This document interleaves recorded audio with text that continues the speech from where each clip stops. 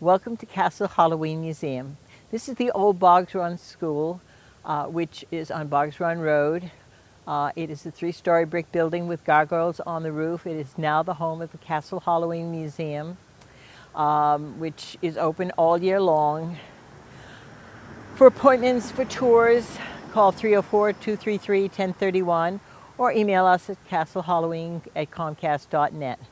Most of the flowers now for the season have just about faded because it's just a few days away from Halloween 2012.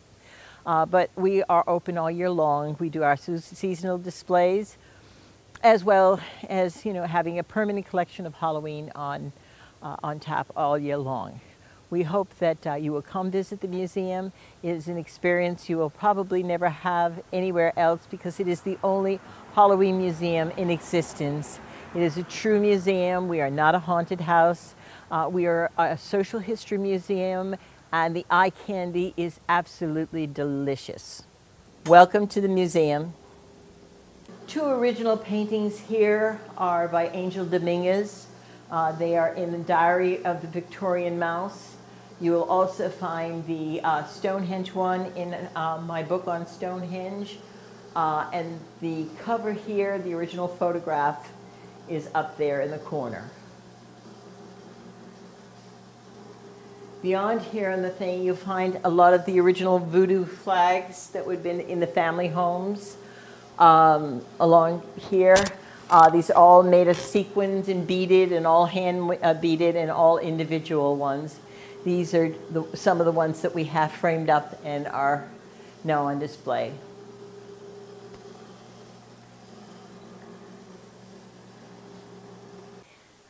What you're seeing now is part of our costume exhibit. We have over 1,000 costumes in stock on exhibit here at the museum. We show most of the really interesting boxes, pre-flame proof and post-flame proof. The interesting part is when the box matches the costume itself, or the character itself. A lot of the later boxes, especially with Collegeville, become very generic. You see a couple of the really big over-the-head costumes. These are really quite fun. Later on, as we go through, you'll see some of the cloth costumes and some of the crepe paper costumes that were done with using Denison's crepe paper and the accoutrements and decorations that Denison would make and sell through the Bogey Book, which cost 10 cents.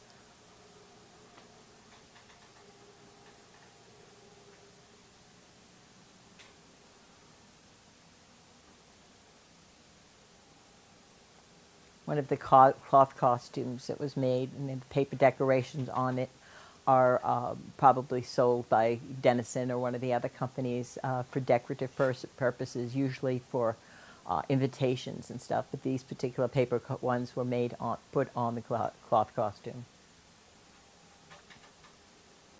These are two original paintings by Bonnie White. Many people are familiar with her work from the Hallmark stores and other stores where her prints and calendars and greeting cards are sold. The hair wreath is one of many that we have. As we get into the crypt, you'll see a lot more of them.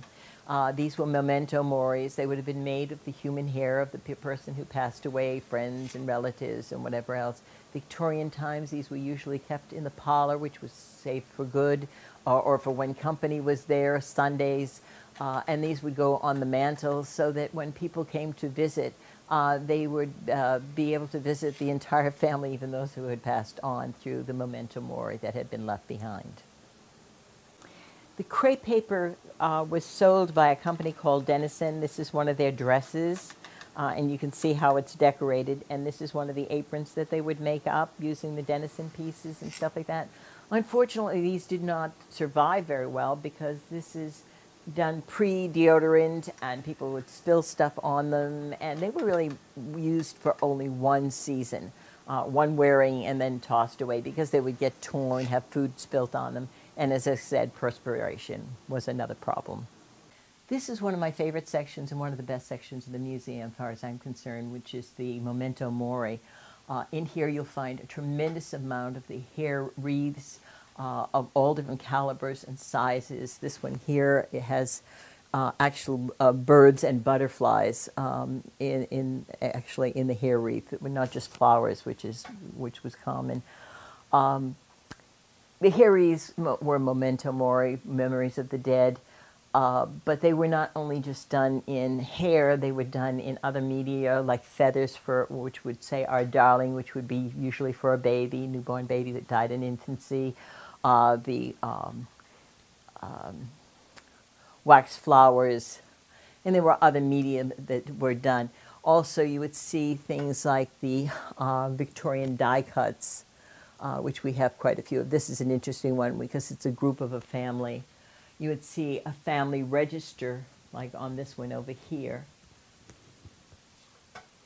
which would be the dates of death of the people and also small bits of hair for different members of the family. The crypt here is a combination of memento mori and Day of the Dead, the sacred and the profane, the profound and the ridiculous. We have watercolors in here. We have important pieces of memento mori, including a lot of the jewelry that we have in the case, which would show, have a lot of the hair in the case, in the pieces of jewelry. But the jewelry wasn't just made in with hair. They did them in daguerre, like in the daguerreotype cases. They would do them with pictures, like in this one here, which has a photograph underneath, like the bracelet had a photograph. They did them in coal. They did them in jet. So anything basically that was black or part of the person who had passed on. You see the bracelet with the snakes on it that has been wound. So the degree and the how well the weaving was done made a lot of difference of value and collectability and survivability of those particular pieces. In here we have many Day of the Dead pieces as well, the Mexican Day of the Dead. And at the top over here, there is one of the Potter photographs, prints, surrealism at its best. But there are all different types in here. And as I said, we celebrate both the sacred and the profane. So we try to make it light and fun in here. There are certain pieces that are very scarce. The clock over here was done by the tombstone maker. It's set at the time that the person would have passed away. And you'll see within the clock part, there's all these brown pieces and stuff. This would have been leaves and stuff from the funeral, and of course well over 100 years old, so that they've deteriorated over the years. Our Day of the Dead collection, I think, is quite fun. And also we have things like this particular piece here and the goblet that's in one of the cases are from the Skull and Crossbones Society of the Yale University.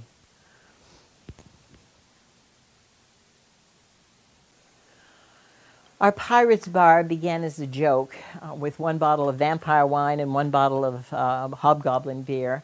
But with the proliferation of many microbreweries and companies making things for the holidays, we get a lot of different bottles with wonderful graphics on some of them. So the bar has just become overwhelming and gotten very, very big.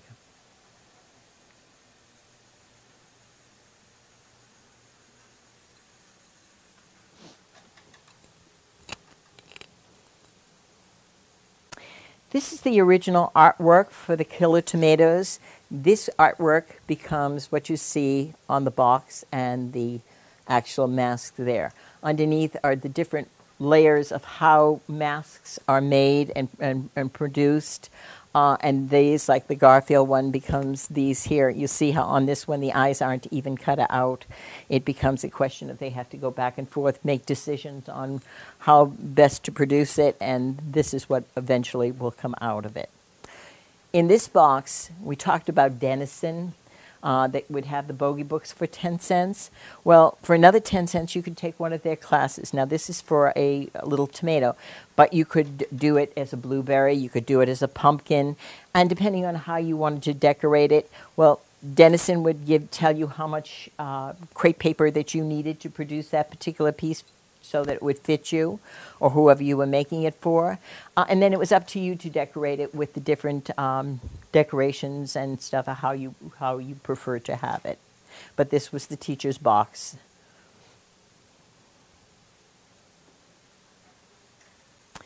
Another one of the crepe paper dresses, and you see the tears in them.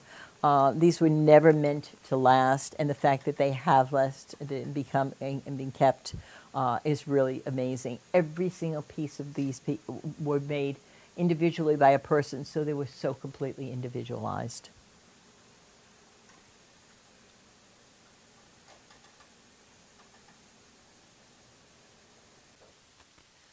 Face jugs were originally done for keeping moonshine in, moonshine being the devil's own drink.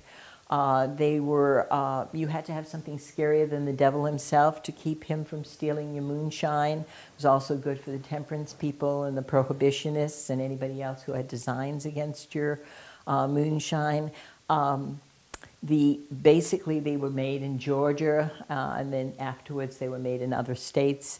But they had become a complete art form, Southern art form, which is absolutely magnificent. The original ones were made with a tobacco spit glaze, but today many of the artists have just, gone through with their fancy and done all types of things from aliens to animals, all types of scary figures, a lot of snake motifs, things that would be scary or that they felt were scary. Of course, we have red glazes and blue glazes and mixed glazes, which I think is wonderful.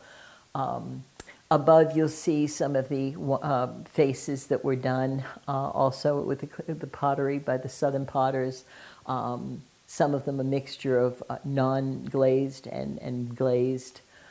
Above that, you'll see some of the voodoo paintings that were done in Haiti. These are, we think of voodoo as being the zombie movies and all these silly stuff that comes on the movies, which are great fun, but it has absolutely nothing to do with voodoo.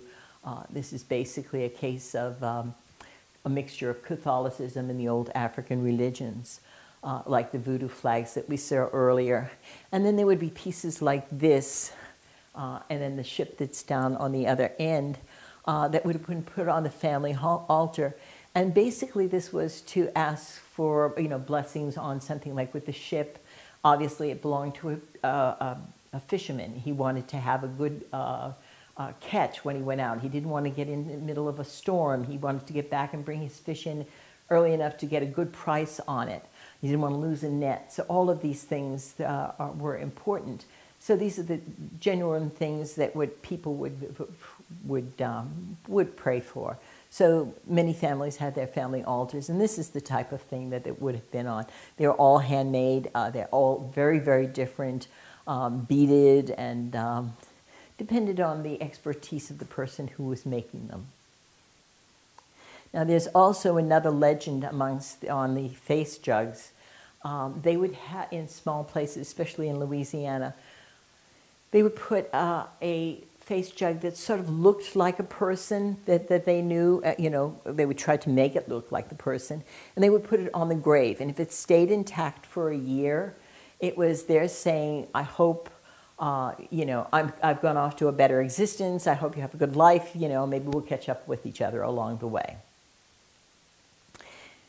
Down here is a Day of the Dead folk art piece done by an important American Indian artist. You'll see that it has the three skeletons on the inside, Tom, Dick, and Harry. They're smoking. They're carrying radioactive waste and poison in the back with the devil. It's everything that we should not be doing, and it was a very green statement.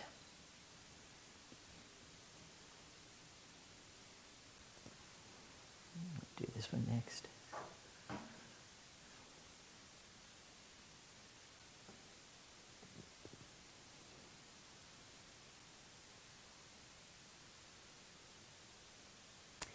is one of the pieces we have by Tubby Brown, an artist who passed away in his 80s. He was a Georgia artist. This is one of my favorite pieces.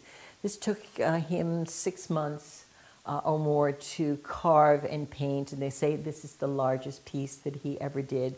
We have other pieces by him that you'll see up above here, like the Devil Telemarketer and the the devil weenie roasting people who have been really bad. So you find that there's a lot of interaction between Christianity and Halloween, because you have All Saints coming up. So there's this close proximity, so that the devil image is used as a someone who's doing a particular job, as well as being a comic figure, as well as being a serious figure. But Tubby Brown is one of my absolute favorite artists, and his work, I think, speaks for itself.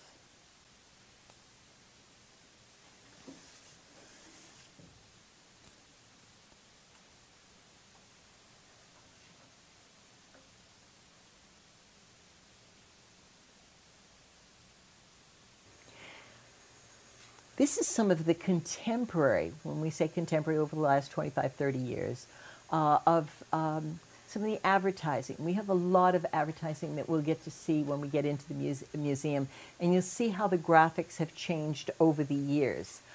This is very, seasonal. It comes out 1 year, that's it. It will come out sporadically in different stores around the country. One never knows where one is going to find any of this stuff. But it's very indicative of the times, and the graphics are very, very different. Down below you'll see the Addams Family ones that were done. So the graphics can be very, very different from like a printed one to artist-drawn type of information.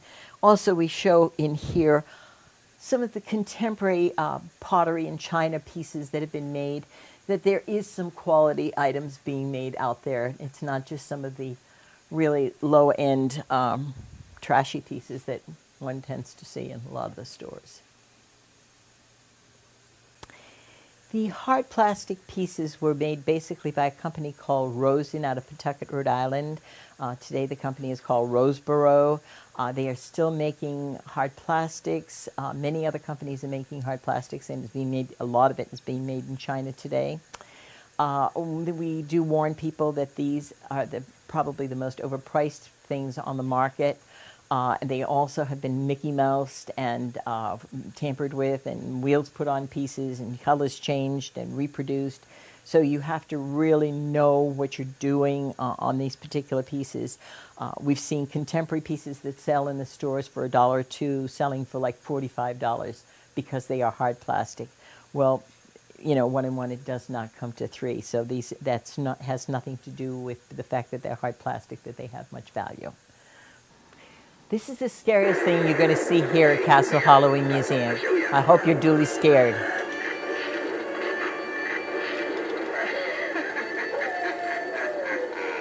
I need to get a better view of the situation. Wow, I can see my grave from here.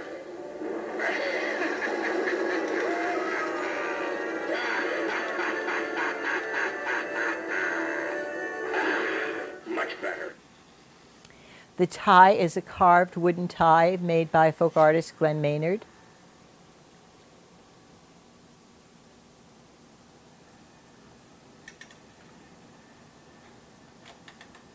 Andy Warhol's Dracula, signed and numbered. Vincent Price, the quintessential horror actor. As far as we're concerned, he's the best of the best. This is a still from Edward Scissorhand that is signed by him, and he's drawn a picture of himself as the devil. Some people might think, blood and gore is scary. We don't, but we certainly think that when you listen to or watch Vincent Price, that is scary. 2 original paintings by Harry Roseland. Roseland was famous for his fortune tellers. It was always the elderly, gnarled, beautiful black woman, in contrast to the Caucasian youth of the Gibson Girl era. The fortune tellers were his friends. These were people he knew at that time. And it was always a case that there was never any caricature involved, which was very refreshing for that era. This is a very early painting on wood of a gypsy fortune teller. Again, you get the reality and the beauty of the face, probably about 1800. This painting of a very spooky graveyard is one of those wonderful pieces that usually would show up on the side of a van. We don't know who the artist is, but it's just one of those wonderful pieces. I wish it was on the side of my van.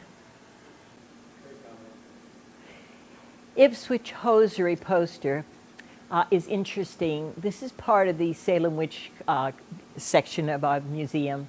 The Salem witch trials did not take place in Salem proper. They took place in Salem Village, which is Danvers, Massachusetts. The trials have absolutely nothing to do with Halloween, but the witch motif is what we carry. All of the witches were brought in from different places, and one of them came in from Ipswich. You notice there is no T in the word witch. So it's a play on the word, and also taken from the fact that the witch that came from Ipswich had a little bit of red on her garter. We also have the original stockings and box that Ipswich would use to sell, and of course these are from an era that we would never wear that type of thing today.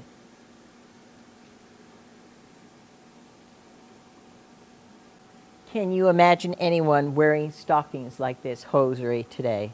But these were the stockings that were sold by Ipswich Hosiery. Most of the celluloid figures were made by a company called Viscaloid out of Leominster, Massachusetts. The problem with the celluloids were that they were so fragile, so soft, that a baby could just crush them with its little fist. What is a 3-year-old or a 4-year-old going to do with them? So they didn't produce them for very long. You'll see that there are the ones that are just in white. Those would belong to the company. They have numbers on them, and you would order from those. The order numbers, you would pick the colors that you wanted to put on them. So therefore, you would always have variations in the color, and you will see variations in some of the pieces that are here. And that's why they're so very different.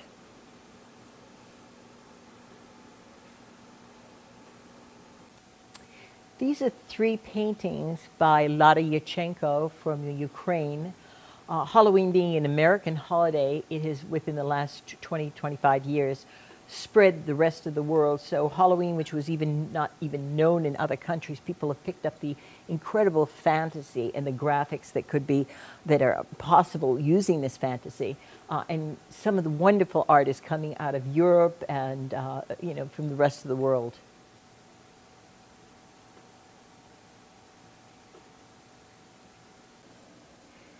This painting was done in 1979. We're not quite sure why the artist did this, but it's a scene from Dracula, The Bride of Dracula, and starring Bela Lugosi. The artist is what looks like Jan Bach.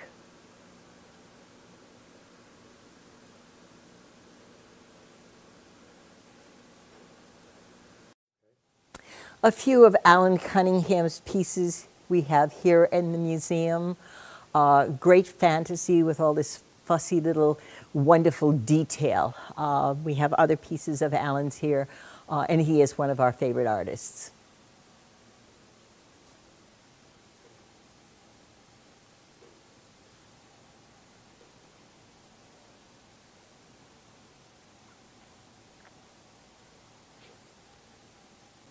The 2 art-style chocolate posters are indicative of the advertising of their era.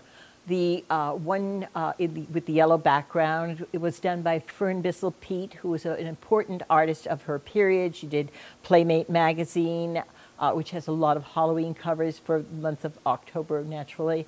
Her work is very collective because she did children's books and paper dolls.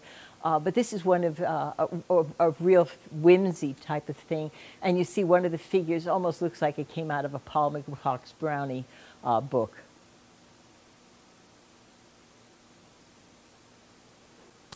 two wonderful pieces of advertising for Pangborn's chocolates. This is the era of cheesecake. Today we don't have that cheesecake. We have a lot of pin-up type of stuff, but it's very, very different. This is the type of thing that you would have seen very, very prominent during World War II and afterwards. It's a very refreshing type of sexy art form as opposed to, you know, sex. It's just very alluring. None Such Mincemeat also made pumpkin. Those were the two things that the company was known for. They were out of New Hampshire. And you always see the jack-o'-lantern motif or the pumpkin motif because, as I said, this is what they produced, their two main products.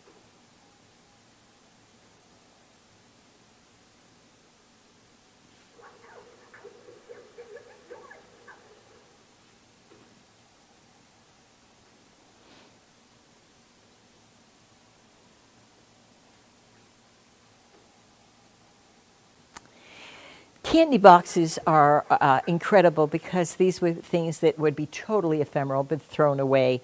It gives you a great understanding of the art and the thought process of the era. The graphics are so completely different than today. There's an innocence and charm about them.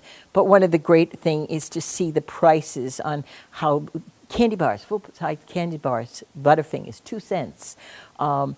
The graphics there's a lot of charm. There's a lot of these anthropomorphic little beings. Also in here is a lot of the packaging that was used for Denison and other companies for the seals and accoutrements that were used on to make postcards, to make invitations, dance programs, and even on a piece like this, these would have been put into the cupcakes for decoration, but these will also be used on the crepe paper costumes where you would buy the crepe paper from a company from Denison's catalog, the Bogey Book. This is a small section of what we call the common room from Hogwarts. It's our Harry Potter section. Some of it is pieces that are Harry Potter collectibles, but other pieces like the large spider over here was done by a folk artist who works in agricultural pieces. A lot of the pieces are things that one might come across at Hogwarts, whether it's a werewolf or owls, or spiders. It's certainly the spiders loom large in the Harry Potter stories.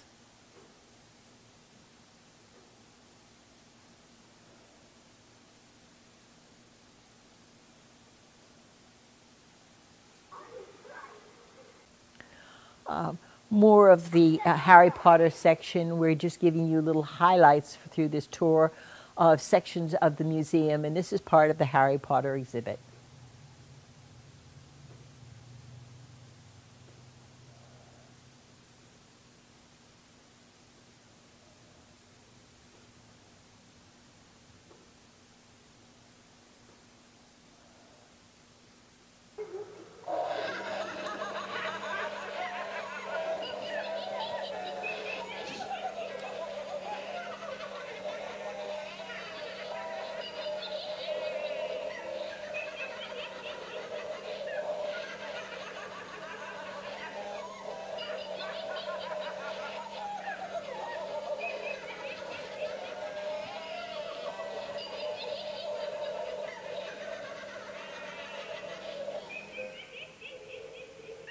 This is an original painting by Johnny Gruelle. You see what a top-end artist he was. He was a contemporary of Arthur Rackham. This is just a print over here, the Rackham. But the problem with Gruelle was that he became so successful. People remember him today not for his great art, but they remember him because of Raggedy Ann and Andy. It's sort of like Ravel when he wrote Bolero. People remember Ravel's Bolero, but they forget that he wrote all types of wonderful music.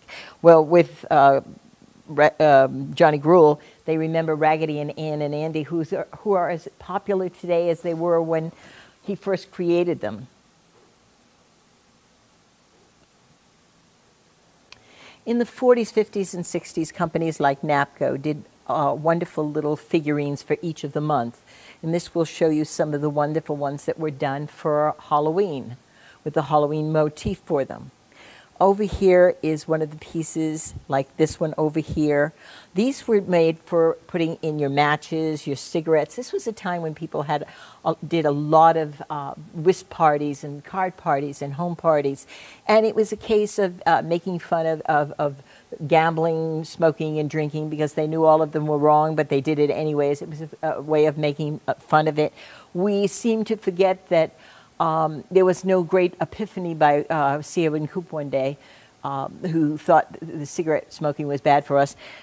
James I, who comes after Elizabeth I of England, when he becomes king, he writes a book, The Counterblasts of Tobacco, why he bans it at court, how it's bad for your health. So we've always known that tobacco was bad for our health. Anyway, you have all of these things which were for matches, and they would have the gambling motif on them, the devil motif, the skeleton motif, connotating that they were not good for your health.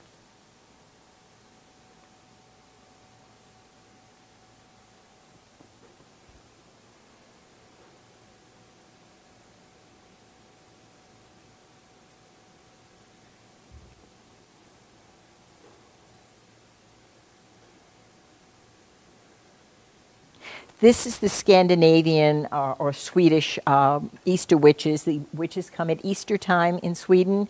They light on your roof. They brew coffee. They bring prosperity to the home. Then they fly off to a mythical mountain called Blackula.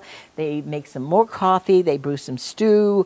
And they sing and dance, and then they fly home to their areas, their homes, and bring prosperity to their villages and where they come from.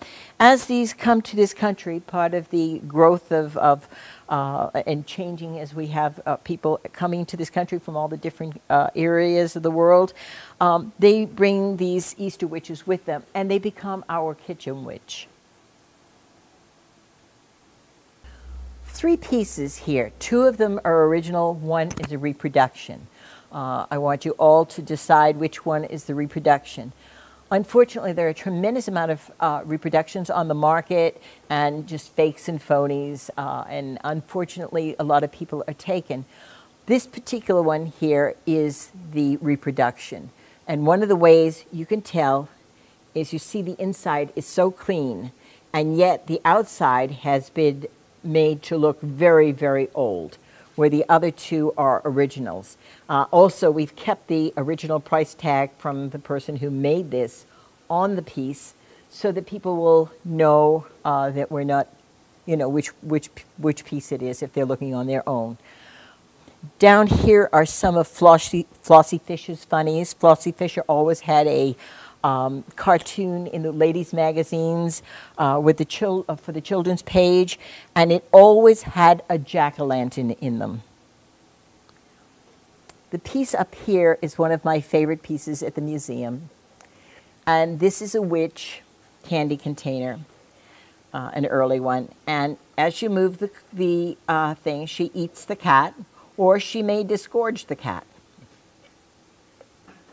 And as I said, it's a candy container. They would have put the candy in here.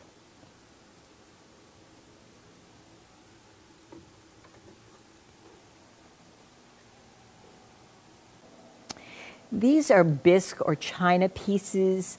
The ones at the bottom were for putting in lollipops or little candy packages into. They were made in Germany.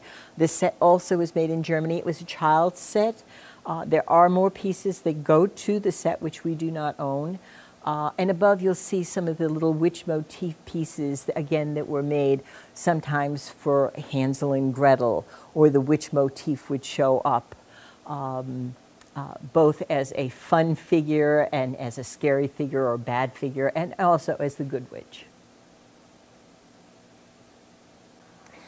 We are very fortunate here at the museum to own over 40 pieces of Jack Rhodes' work. Jack is probably the foremost, definitely is the foremost artist working in this genre here in the United States. He's out of California. He's my favorite artist of all. And his work just seems to get better as he ages. And as I said, this is one of maybe over 40 pieces that we have. And this is our latest piece that we've gotten. There's such a charm and whimsy, bringing the old feeling of the old candy containers and toys, and yet such a completely modern change and look at the particular pieces.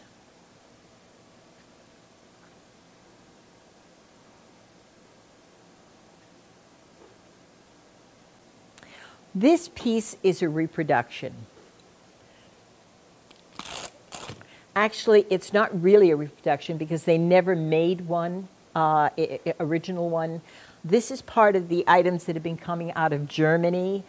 And they're saying that these were pre-World War II, and they were sitting in East Germany in warehouses all the way through the communist regime. Not so. These are definitely cottage industry pieces.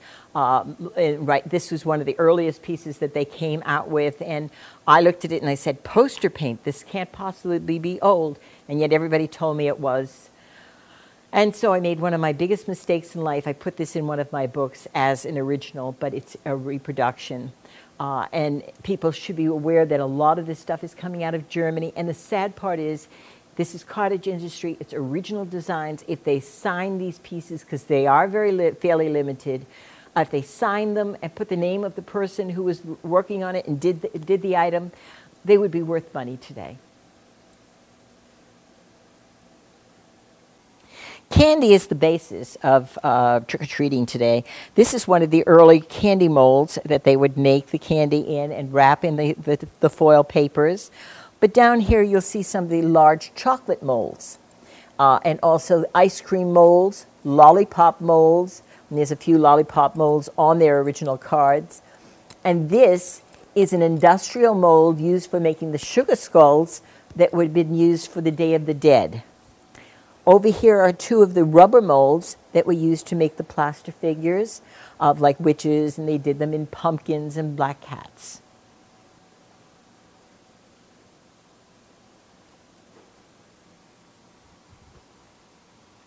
Robert Burns is the father of our holiday Halloween.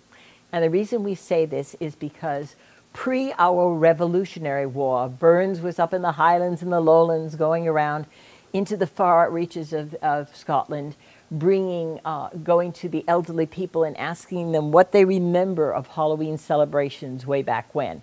And he gathered them together and wrote the poem Halloween. And this caused almost a rejuvenation, more so a renaissance of Halloween celebrations. But this was the time when the Celtic waves were starting to come to this country. The Scots, always marauders, had already gone down went into Ireland. They took their traditions with them into Ireland. That's where you get your Scots-Irish.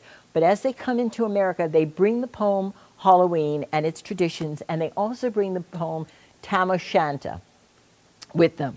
This was a time when most people were illiterate. Illiterate didn't mean that they were stupid. It just meant that they could not read because there weren't any books around. There was no reason to read or write, nor no time or opportunity. So people would memorize the poem Tam O'Shanter, which it takes place on Halloween night. Tam's wife has told him, no, you are not going to the pub tonight. He goes anyways, and he drinks with his friend Soother Johnny. And they tell ghost stories and have a merry old time. And as he's on his way home on his horse Maggie, he is going by the old church in Alloway, and the witches are having their revel, and they're singing and dancing. So he stops and he's looking in the window, or he's still sitting on his horse Maggie. And it's just a wonderful dance and music. And at the end of one of them, he gets very excited and applauds. Well, now they know he's there. They're aware of him, and they begin to chase him. And as they get up to the old brig, the bridge over the River Doon, which is not allowed to go over water for some strange reason, he gets onto the bridge, and just as he does, one of the witches reaches out and grabs poor Maggie's tail and pulls poor Maggie's tail off. And the moral of this story is I haven't the vaguest idea why poor Maggie has to pay the hindmost and lose her tail when she did nothing wrong, and Tam gets away scot-free. But it's a beloved poem, and people would recite it. They would have competitions, which we understand still go to this day. So you'll see images of Burns himself, the Halloween, Tam O'Shanter, and anything that is related to this. And they even did advertising pieces, but many, many pieces of Burns. But Burns is part of that Celtic wave. This is what the seed is that's brought to America, and it turns into a full-grown tree. Okay. An early etching from a scene from Robert Burns' poem, Halloween.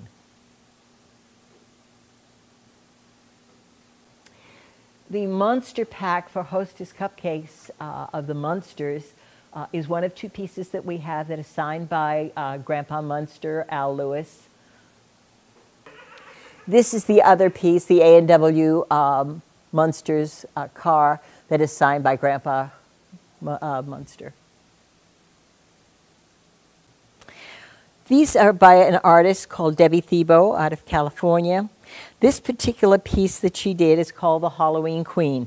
I have the registered trademark for the Halloween Queen. Debbie came to me and asked if she could use it to make a figure of me. And you can see the resemblance between this figure and me.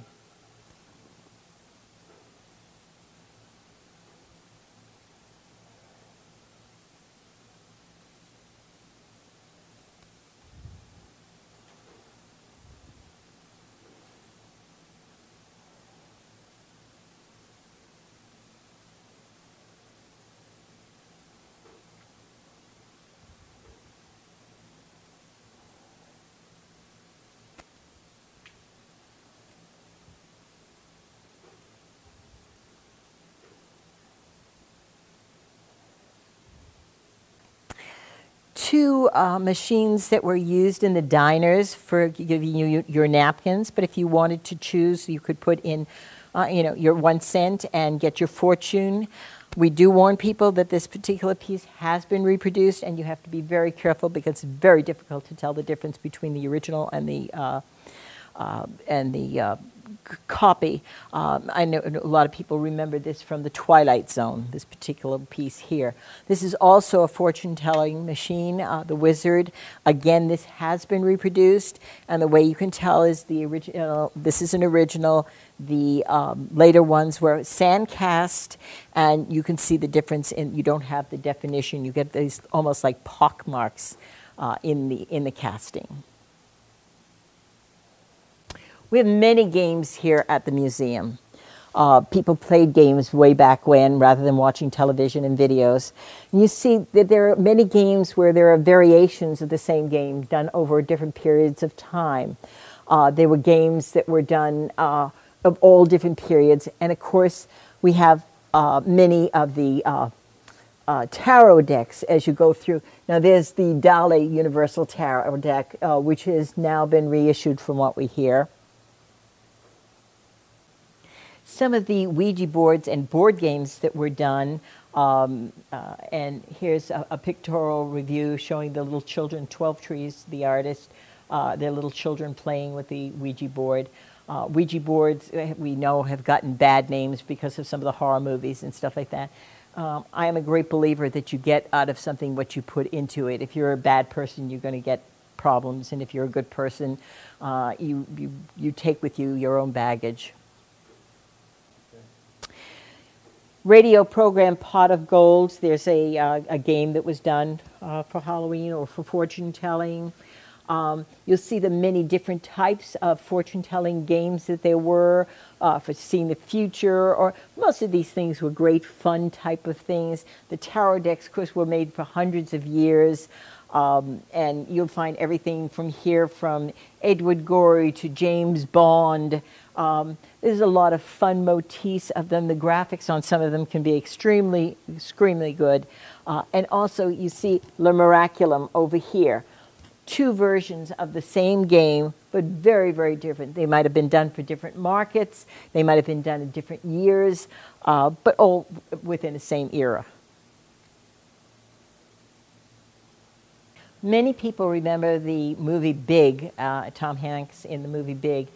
And this is a later version of the Zoltan machine, the fortune-telling machine that was made the young boy into a big in other words, adult person.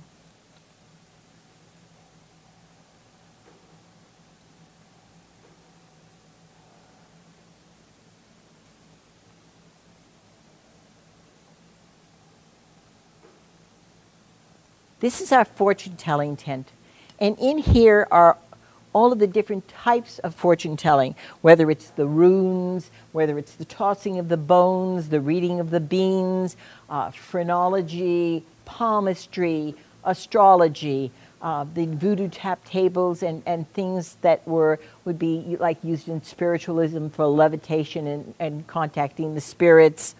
It also includes many things that we are, because we are a social history museum, that we discuss that people think are fortune-telling related or Halloween related that aren't. This particular piece here is a Victorian mercury glass wig stand. It is not a witch's ball. The particular pieces that are hanging around above me, like this particular piece here, these are not witch balls either. These are kugels, and these kugels were used at Christmas time for hanging on the trees at Christmas. They were used for decorative reasons, but they were not for Halloween. They might use a large one like that to put in the windows, because they used to use candles back in those days, and the candle would reflect the light out into the street. It would also reflect the light into the house. It would also let people, like having your latchkey out, let people know that you were home. A witch ball has to have an opening in it. They would put dill inside of it. And it was sort of like a placation.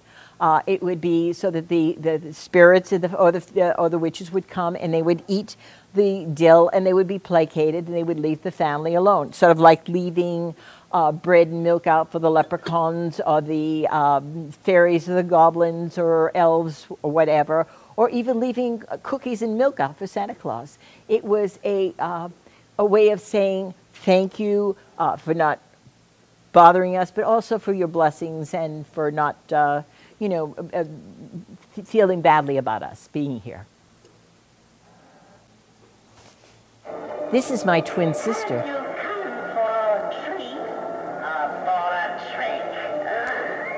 I think it's a treat.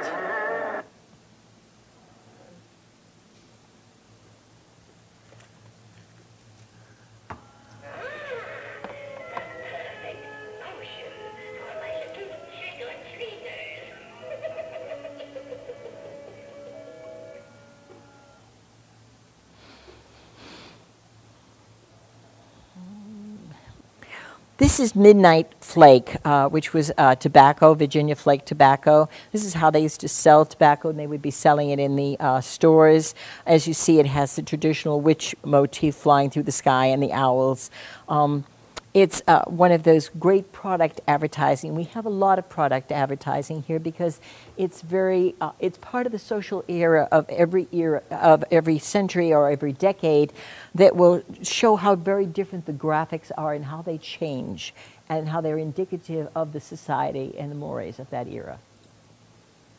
Tin noisemakers were basically made here in America by companies like Kirchhoff.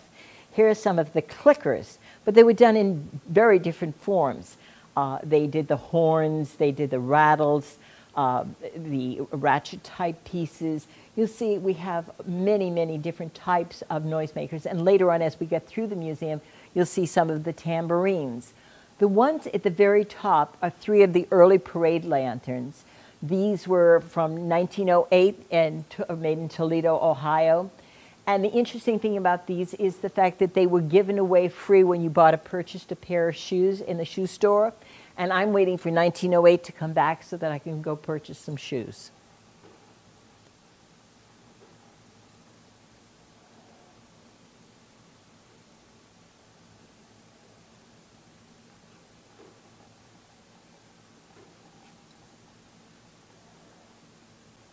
Two wonderfully carved wooden faces of the Green Man. The Green Man, these were made by a Kentucky artist that we met at a carving show. The interesting thing about the Green Man is, of course, he was sacred to the Druids. It was the one motif that the church could not ban when they killed the Druids and they took over cut down the groves. They incorporated many things into Christianity and into the church. The one thing that they could not ban or incorporate in was the green man. But the people wouldn't tolerate it because the green man is so important. You'll see like the green man necklace that I wear. The green man was life. Winter comes, everything dies. If the green man doesn't come in the spring, or his equivalent, the female, because you have to have the yin and the yang, the Shilanagig, then you don't have spring. And if it's endless winter, we all die. So it was very important. So the church decided that though they couldn't condone it, what they would do is just completely ignore it. It didn't exist. It wasn't there. So as you go through the churches in England, you will see the green man faces on a lot of the columns, and up above you'll see these wonderful leaf tree type of, very much like Tolkien does the Ents. And these figures are the Genius Cucullatus, the bringing of life back to Earth after the long winter. They also show up on the Misericordia, which is the seats, on the sides of the seats. But it was one of those things, it wasn't there. They just turned their face, it didn't exist.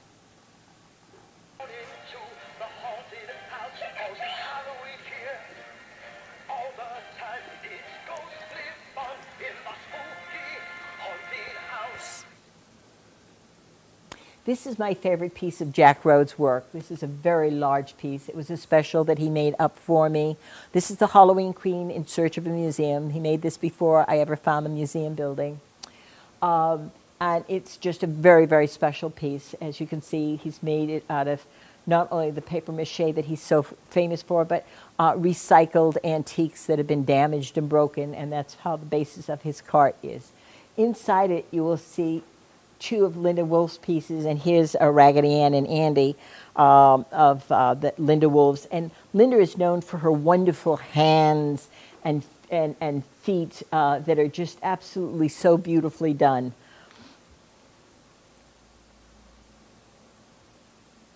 Two later Valentines, of course, one gets bewitched at Valentine's Day. That's what the love motif is. Saint Matrimony was the patron saint of Halloween. But the others are trade cards, pre-1900, that would be done. That motif was not used very often, the Halloween motif, or even Christmas motifs, because they wanted to be able to use these cards over and over. They were product advertising on the back. The interesting one is this particular one here, which is one of 4 that were done. It was done for the 1888 political campaign for the presidency. And it says that the Salem witches were going to vote a straight Republican ticket. Now, that might seem strange to many people that they were going to vote, all of the Salem witches were going to vote that way. And I always ask people, what do you think is wrong with that? And depending on whether you're a Republican or a Democrat, depends on what your answer is. But the real answer is that in 1888, women could not vote. And because they could not vote, they weren't going to vote for the Republicans or anybody. It took me many years of trying to understand, why did they do this card? Why does this one thing show up once? And I realized that in 1888, Susan B. Anthony actually endorsed the Republican Party. This is the party of Lincoln, which just starts with the first, Republican president. And they endorsed them for one reason. They were the only party that said that they would not oppose suffrage, where all of the others were against suffrage and would oppose it. These are some of my favorites. I love the napkins, the table covers and stuff that were made for parties back then, and we like them in the original packaging, especially if they have the original price tags on them. And you see how wonderful the graphics were. These were done by artists of the time. And there's a charm about them. There's something very delightful about the artwork. Today, with all our great technology and computers and stuff, this is about the caliber of the stuff that we get, which is not a great endorsement for our technology.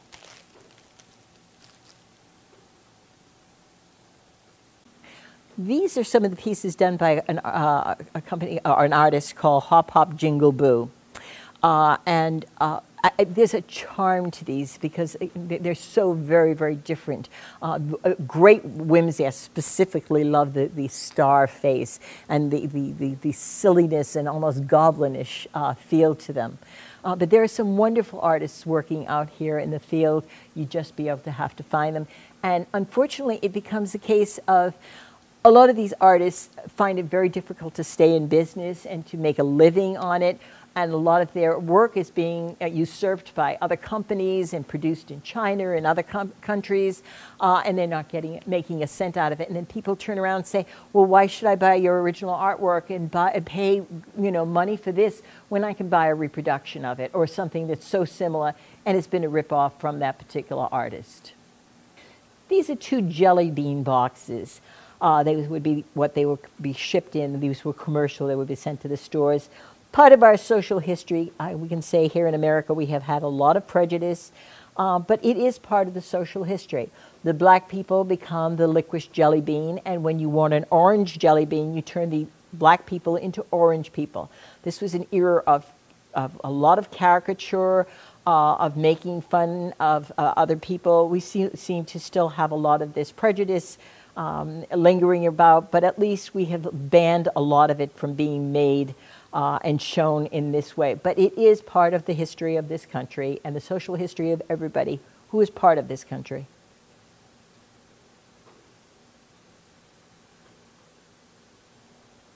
I lose more money this way. This is a haunted house bank. And every time I put a penny there, the doors will open slowly and he steals my penny. Washington Irving's story, Legend of Sleepy Hollow, has become an intricate part of not only Halloween, but the social history of New York State and America, how things were way back when. This was done in 1849, 1850 with Washington Irving's permission, and this contains the original pictures that he allowed the Union of Art students to produce for the book. Unfortunately, many pieces were not done for Sleepy Hollow, Legend of Sleepy Hollow with Ichabod Crane and the Headless Horseman.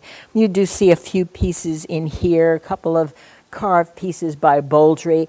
And then, of course, with the Johnny Depp movie, Sleepy Hollow, which is a wonderful adaptation, very different from the original story of Sleepy Hollow. They did do a few toys, but not an awful lot. So for some reason, Sleepy Hollow just doesn't show up, or this Headless Horseman or Ichabod Crane on most things. Even with the Disney pieces, there are not too many things. Even when they did the Bing Crosby adaptation, cartoon adaptation many years ago, and then what comes later on. This piece is Civil War period, and it's very fragile. We'll take the dome off so that you can see them. These were made with apples. And they're the 3 Fates.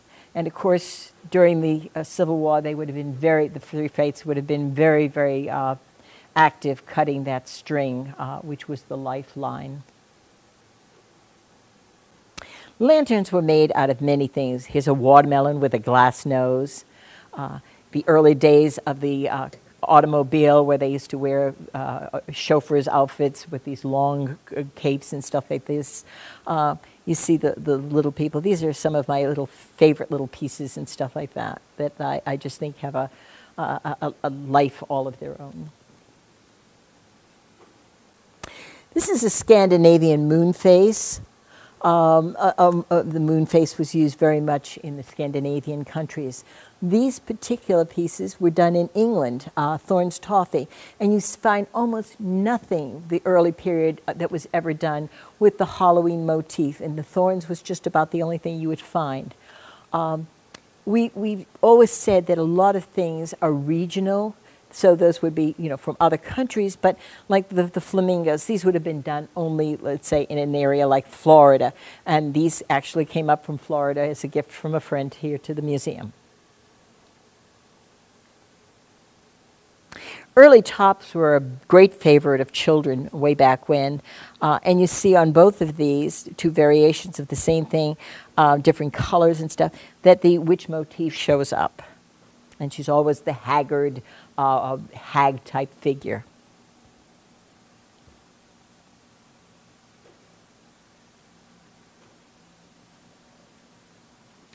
Many people are familiar with the Wizard of Oz because of the movie, you know, the bad witch and the good witch, you know, Glinda the good witch and the evil witch. But the movie was a much later thing. Both Baum, who was the originator of it, and Denslow, who he collaborated with, and they both worked on it separately by themselves at different times, used the witch motif. They had Mombi the Witch. There was also Jack Pumpkinhead of Oz. But they also did things like the Pearl and the Pumpkin, where the Halloween type motif was used. Peter Pumpkin in Wonderland, where you have the anthropomorphic vegetables. So the witch motif was used. Up here is, Baum did a lot of original musicals on Broadway. And this is The Witch Behind the Moon. And you see this very evil type of witch with like almost like fangs, like a Dracula type figure. And it is very misogynistic. She's depicted as a black person. And it's very surprising that he has depicted people in this way, women in this way, because his mother-in-law and his mother were very heavy into the suffrage movement, and he himself was very heavy into the suffrage movement. But I think it becomes a case of this is what is demanded to sell a Broadway musical at the time. This was part of the mores and thought form of the time, so they would go along with it.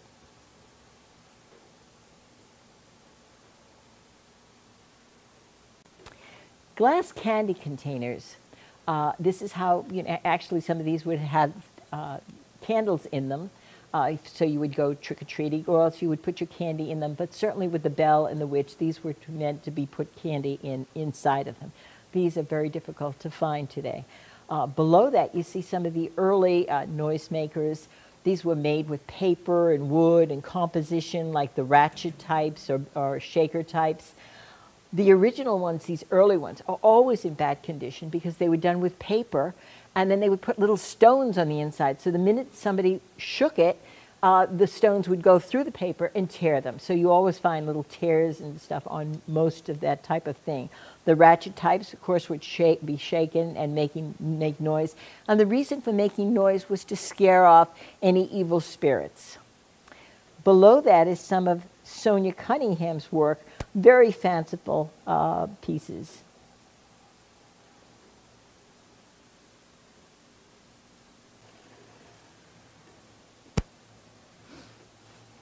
The Gottlieb Haunted House is one of the wonderful pieces of arcade machines that were done.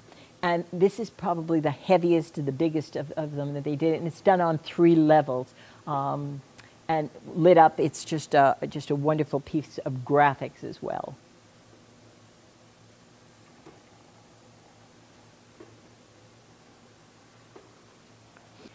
Pumpkins are indigenous to North America. When the Celtic wave came over, they did not have pumpkins over there. What they would use is they would just dig out a little a hole in the mangel wurzel or the turnip or the beet and put a candle in it. When they came to America, of course, the pumpkin is here, and of course they grow so much larger.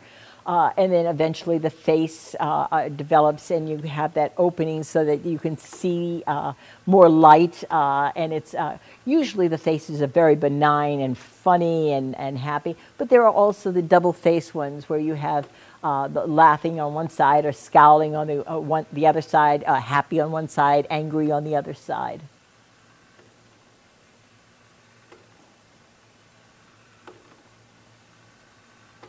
Lucky Ghost is a part of this era of segregation.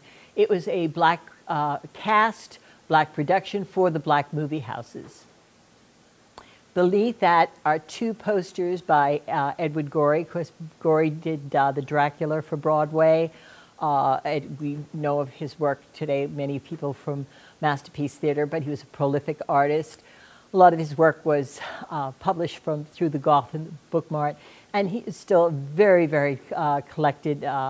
His graphics are just wonderful, and it's very Gothic, and yet there's a whimsy, there's almost a silliness and a witticism to his artwork that is just wonderful, very tongue-in-cheek.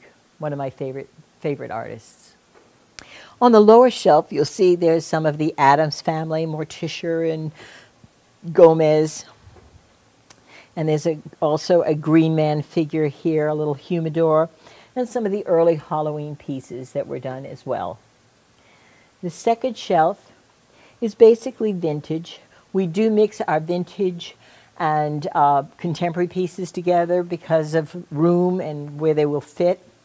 On this shelf here, you'll see in the back some of Deborah McMillan Nearing's Gothic paintings. Just wonderful contemporary artwork. Some of the bat motif. Of course, bats are being really endangered right now because of all of the white nose disease. And it's important that we study them and do stuff for them because they're the what eats the mosquitoes and some of those horrible flying bugs that are so devastating to us. This is a Noritake piece with the witch motif on it, which is great fun. And again, you see a lot of the earlier candy containers, lanterns, some with bobbling heads, some with ears and noses. The next shelf here, again, is mixed. One of the owl figurines in the background, more of Deborah McMillan Nearing's pieces. This is a Jack Rhodes piece. Basically, these pieces here are vintage. This one here is one of the rare black motifs that you do find.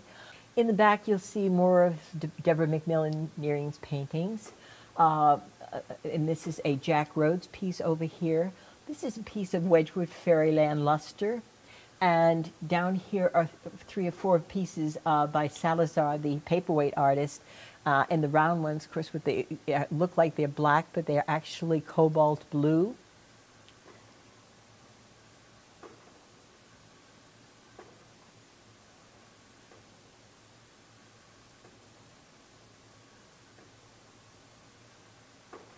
In the back again are 3 of Deborah McMillan Nearing's Gothic paintings. And then you see a couple of pieces of Wedgwood luster, Wedgwood Fairyland luster. This is a Wedgwood canopic jar. This is a Schaefer and Vada piece over here. A piece of Jack Rhodes' work. And then one of the early owl figures, which I really do love, is a lantern. A wonderful Green Man figure. And you see this is a nodding figure.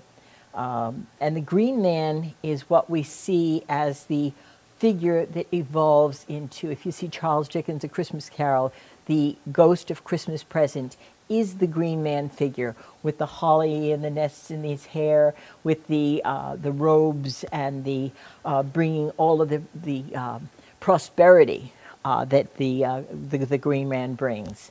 It's the life force. It's the perpetuation. So what was sacred to him was, and that the motifs that you would usually see would be the mistletoe, the evergreens that stay green all winter, and things like acorn.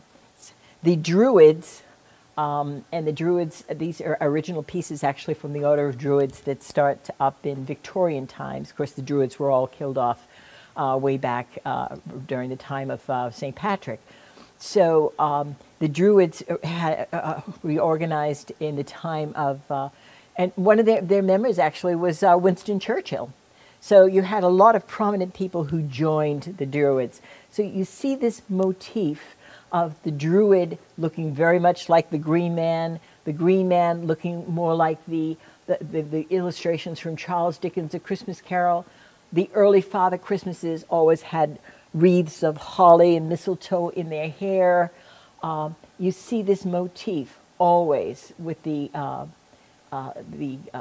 evergreen type of thing in their hairs, which is, I think, wonderful. Charles Dickens' A Christmas Carol, of course, is to me the greatest Christmas story ever written. And it has the ghosts in it, and you see that ghost motif a lot in Christmas, like the bells and other things. The ghost sometimes is memory. So you have, Marley's ghost. Marley's ghost is the redeeming figure. Without Marley coming, and his friendship and his caring for Scrooge, the three ghosts would not be coming. So there's Marley there. And to the left over here is Befana. Befana is the Italian witch who comes at Epiphany. She was the one that brought the presents at Christmas at Epiphany. They brought the presents on January 6th rather than December 25th, which is the new Christmas rather than the old Christmas, which was January 6th. And Befana is very similar to the Russian figure Baba Yaga. She was, Baba Yaga in some ways was the good witch and the bad witch. When she was good, she was very good. When she was bad, she was horrible. But she was the one that brought the presents at Christmas time. When Stalin comes along, he bans Christmas presents and Christmas, and it becomes New Year's where the gift giving is given, and it becomes Father Frost who brings it. But in earlier days, it was the witch figure who brought the presents. Befana, the Italian witch, or strega, wise woman, who would bring the presents at Epiphany. Tambourines, again, were part of the noisemakers that were done. You see the Mother Goose motif up here. Down here is the gypsies, because, you have the fortune telling that comes from the gypsies. That tambourine usage was also very much a part of the levitation during spiritualism and seances.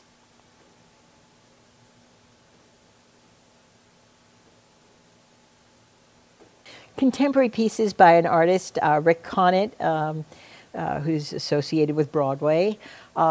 These pieces these are all signed by Rick. These pieces have been picked up and without his permission, modified and produced elsewhere.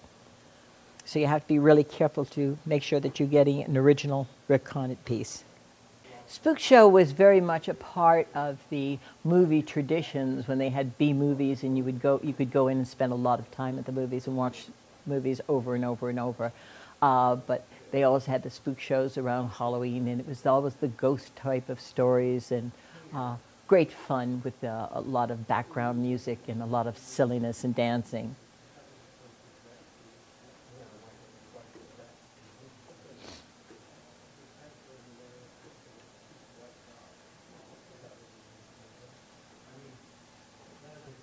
What would Halloween be without Charlie Brown waiting in the pumpkin patch, waiting for the great pumpkin, in the very sincere pumpkin patch? This is an original cell with Charlie waiting in the pumpkin patch. This is my husband's favorite section here, Charlie Brown and Snoopy. And I think Schultz brings out the ultimate child in us all.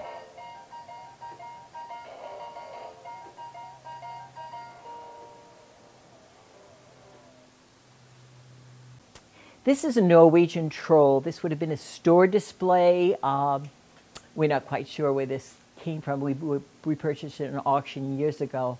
But he's just a wonderful piece. And recently we bought the small little troll underneath him so that when he needs to have errands run, because he's out of our Genius Cuculatus, he's out Green Man, he's the protector of the museum, then he can send this little servant off doing his little jobs that he doesn't want to go clodding off to do.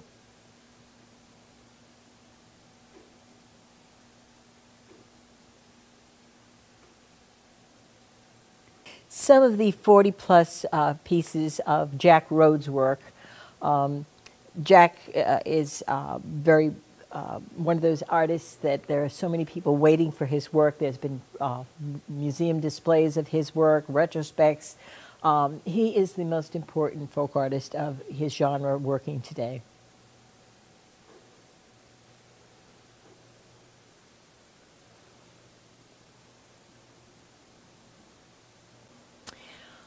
This is a Schoen Hunt roly-poly piece. This, unfortunately, they did not make these. This is probably a prototype.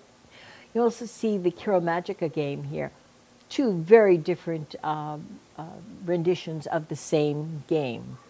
This is a very early piece, and I just absolutely love this because you don't see this type of thing.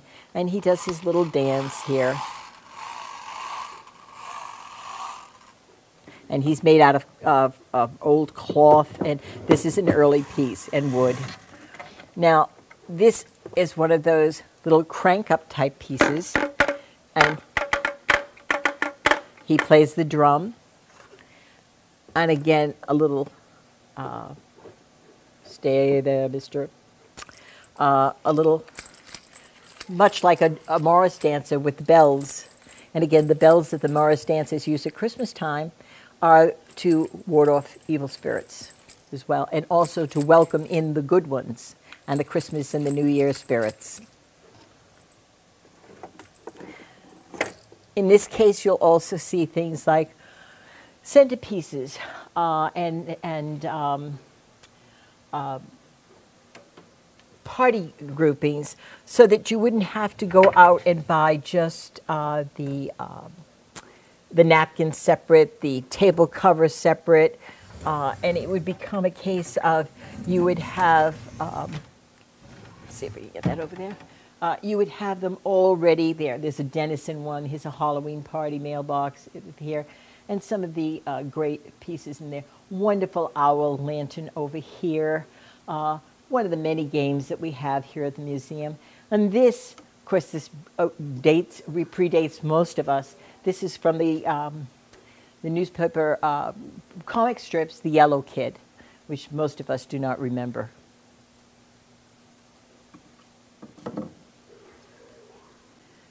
Jack Frost is what brings us our autumn colors. So you see Jack Frost coloring the fall foliage. He also brings the actual frost, the cold, which turns the leaves on the trees. So Jack Frost is one of the images, and the sprites of the forest that are his friends that help turn the forest into those beautiful reds and oranges and yellows and give us the incredible autumn colors.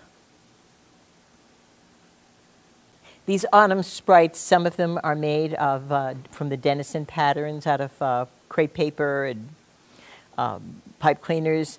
Others are made by some of the commercial companies like NAPCO that were very prominent back in the 40s, 50s, and 60s.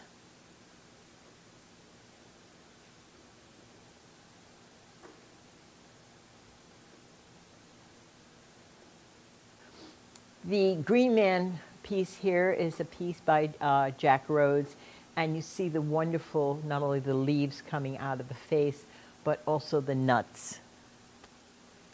This is a commercial picture frame, but a wonderful Green Man face on it, and another piece of Jack Rhodes, and I love the fact that it shows the bats on it.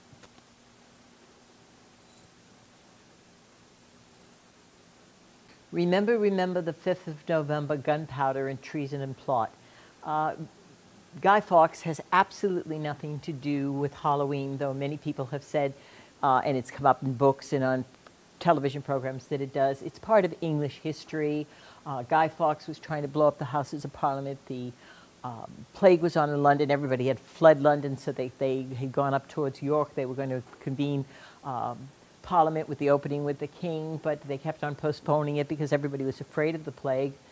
And Guy Fawkes and his friends had decided to blow up the houses, and they had put gunpowder underneath the building, but it kept on getting wet, so they kept on replacing it. Well, they caught him, and they tortured him and did all those wonderful civilized things. And what happened is, at the end, they burnt him. Well, once you've burnt a person, you can't do it again the next year. That's what effigy means. Because they're using a mask, does it mean that it has anything to do with Halloween?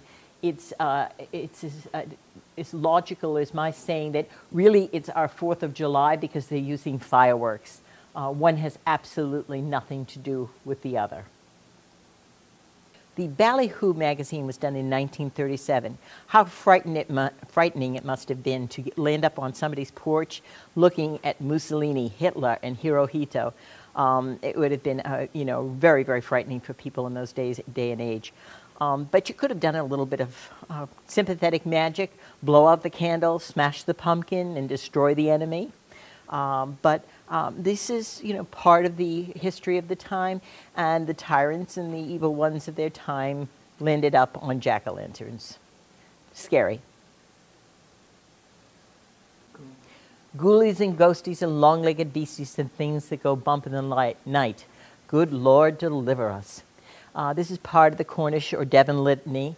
This is part of the Celtic wave that comes to this country and part of the traditions that they bring to our country. The other items in the case, some of them are games, some of them are pieces that you would find great fun fantasy pieces and historical pieces.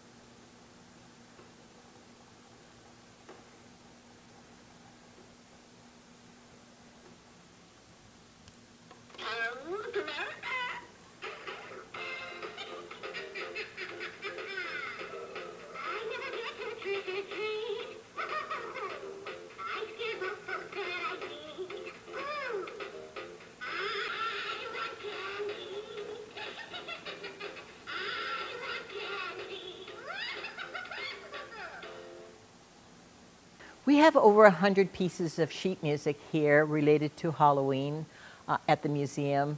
You notice that there's the Baba Yaga over there with the witch on it, the witch's whirl waltz, Ouija boards.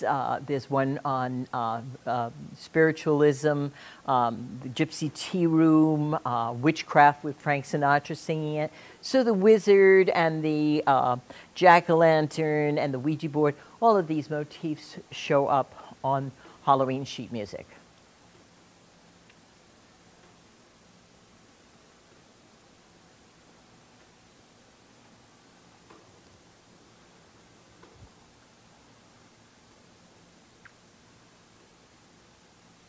We got that. The use of witches and devils and mystical motifs show up on a lot of product advertising. Witch hazel for creosol. Here's a tin for the Three Witches tobacco. There's a peanut butter tin in here. You have a lot of bottles that show the witch motif. And the idea was that you had these supernatural, they were so good because they weren't just regular. They had all this supernatural help. They had the help of the witch or the devil or the wizard or something that was beyond our power to get things clean or fix something. So you get this motif a lot, and certainly you also have it with the Salem witch pieces like the milk bottles and the smelling salts.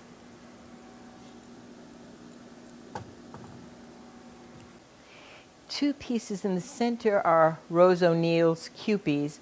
The Cupid doll or the Cupid was very, very popular back from like 1920s on. These are actual pieces. There's another piece in there, but that was done by the club later on. There are other pieces in this case, like the Snow Babies that were done by an Ohio artist, and another one of the Lada Yurchenko watercolors.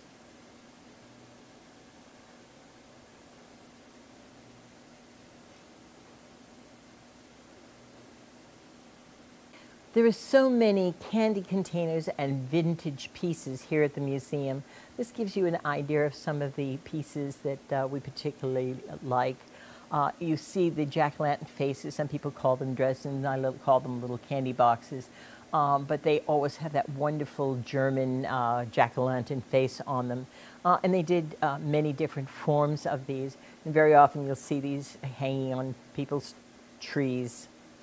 But the black cat, the pumpkin, the owl. There's so many motifs that are part and parcel of Halloween, but they all integrate as part of the whole of Halloween.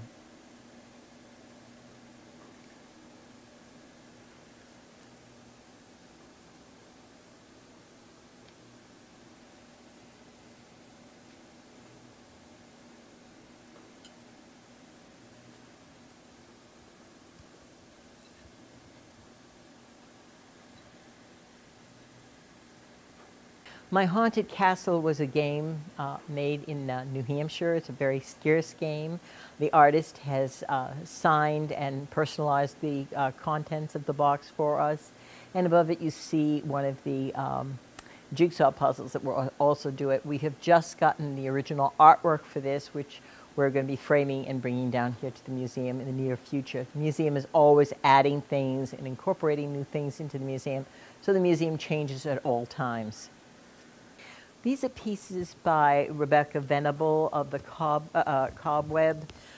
You see there are all these wonderful little fantasy items, a lot of fussy little detail, wonderful bits. And then in the back you see some of her Mexican Day of the Dead skulls that she made, and they're all so very, very different. The nice thing about folk artists is that no two pieces that they ever do are the same.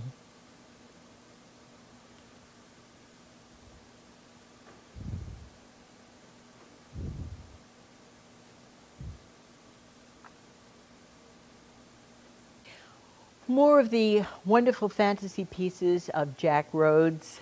I particularly like the one of the little pumpkin men sitting in the arbor, under the arbor, eating their pumpkin soup. You see how very different each of his pieces are.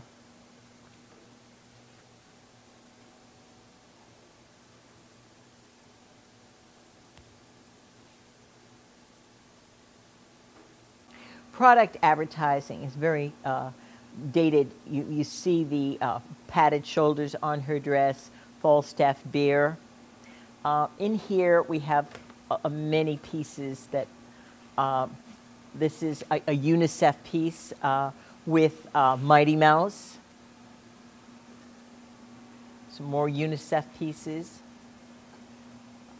Another Rheingold bear, again, the same type of dress with the girl in green, Rheingold bear.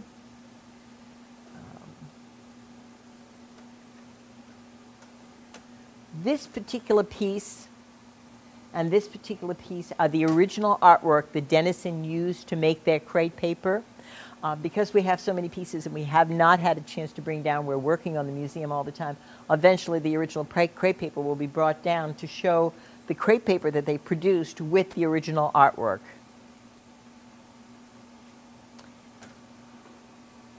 Most people will not recognize her because she's so young at this time. Most people will think this is a little boy.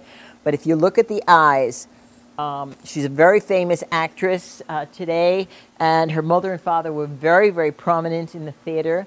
And that's a very young Liza Minnelli.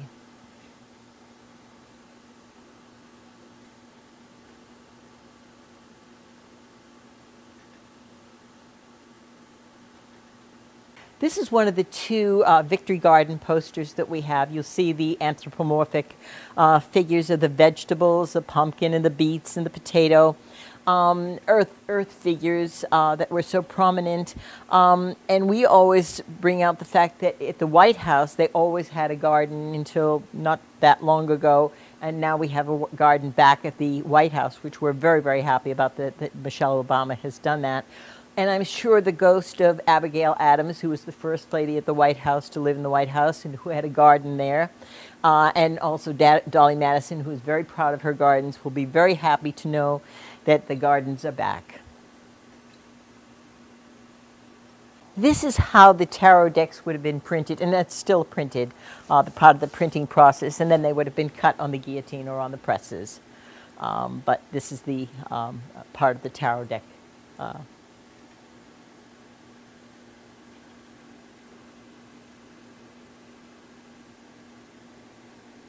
a contemporary poster which will show you some of the Green Man images that are found in the different cathedrals in England.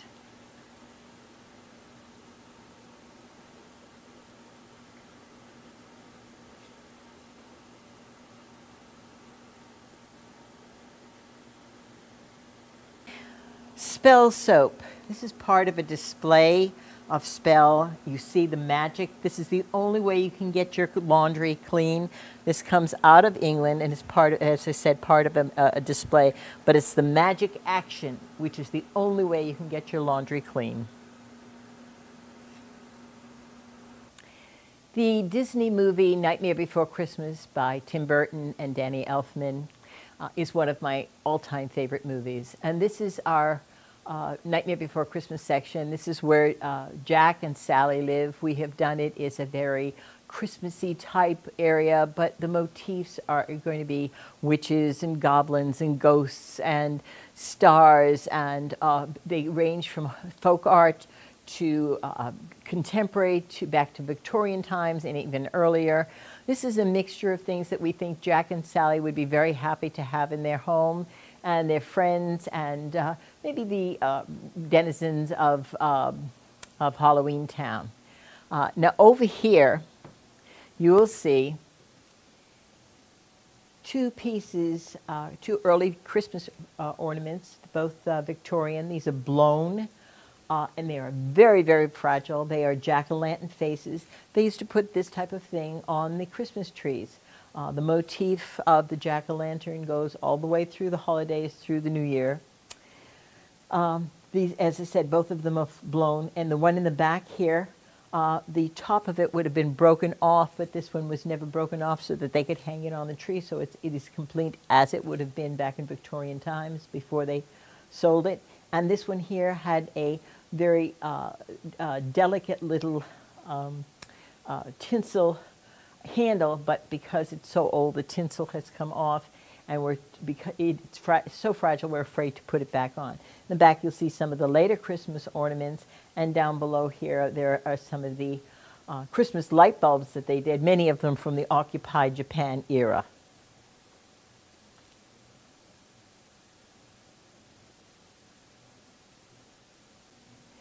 The organ pipes here were done by John Marino, an artist from New Hampshire. He's depicted scenes from Nightmare Before Christmas. We also have one with the Harry Potter designs that he did. We have other pieces by him. He was one of our favorite artists years ago. And there's a great whimsy with him. And it's wonderful how the artists have used old materials like these organ pipes, and nobody uses this type of thing today, and they've recycled them and made them into something wonderful and exciting. This is the Harry Potter one, which eventually will be moved down to the Harry Potter section. Jack and Sally have been very happy to allow other people to come and live with them here. Oogie Boogie is in the back, but here's Santa Claus, and the reason we've kept the Santa Claus outfits is that Jack is always borrowing Santa's outfits. And you see, Sally thought it would be interesting if Santa wore a mask and they became part of a Halloween Town when he came to visit. So he's wearing an elephant's mask. An elephant, of course, never forgets, and Santa never forgets who's naughty and who's nice. Trees are wonderful to decorate with Halloween items. We have everything on them, from owls to candy corn and black cats and devils and witches and pumpkins, vintage pieces to contemporary pieces, folk art pieces, and of course lights. Of course, we don't put lights on the tinsel trees because they can cause accidents, fires. And this is an old tinsel tree.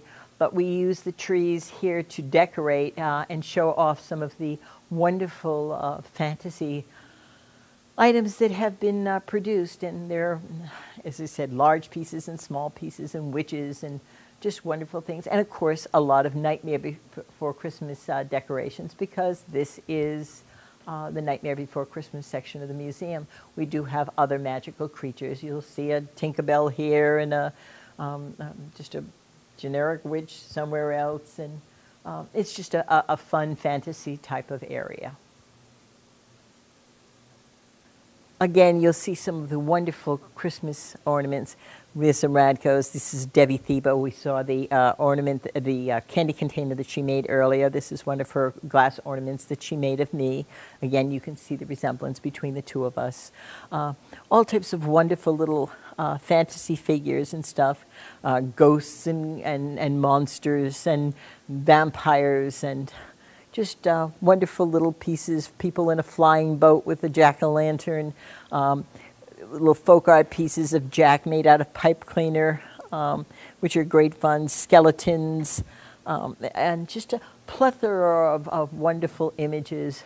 Another Jack piece that's dressed up in a very strange little purple hatted item, but it's this is the autumn. So we tried to pull out all of the great colors of autumn and keep a feeling of how the harvest holiday goes from Halloween all the way through the new year.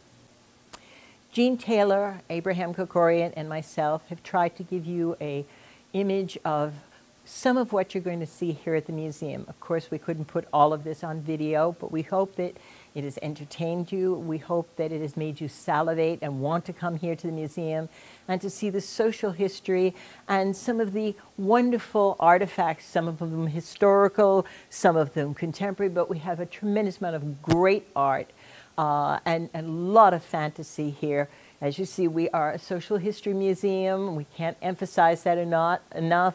We are not a haunted house. We do not sell costumes or anything else. What is here at the museum stays at the museum. We are always accepting things for the museum. We are always purchasing things from the museum and working on the museum. So we're very happy to invite you into the museum and make you part of a wonderful world of Halloween fantasy and the peripheral, those things that have affected it over the many years.